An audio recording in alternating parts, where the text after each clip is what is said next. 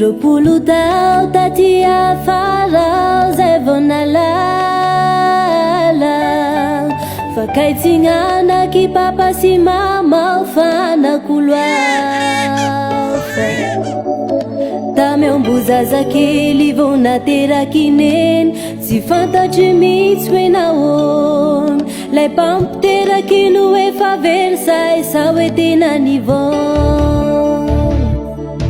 nifangaro azay papozy nananavaka efa tsy haindrozy satria nendrika sy bikatary aby nitovitovy tsy fantatry ntsony hoe zanak'izazay nifamatoka ny reny sy ny ray lasaray mandreny afaro azy fa tsy niteraka very mama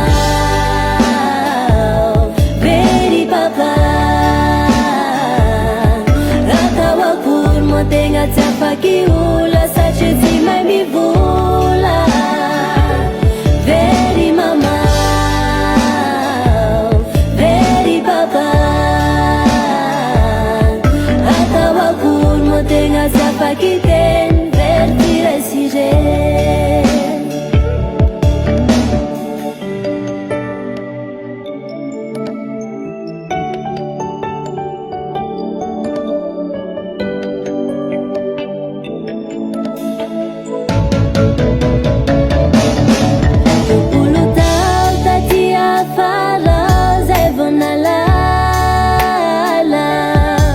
fakaitsinanaky papa sy mama fanako loafa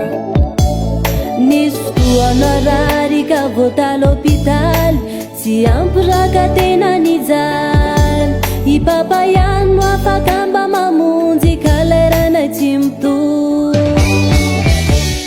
very mama very papa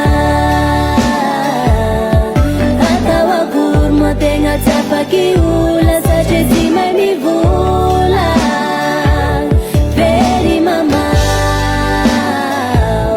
very papa atao akory moa tegna tsy afaky teny very tiraisireny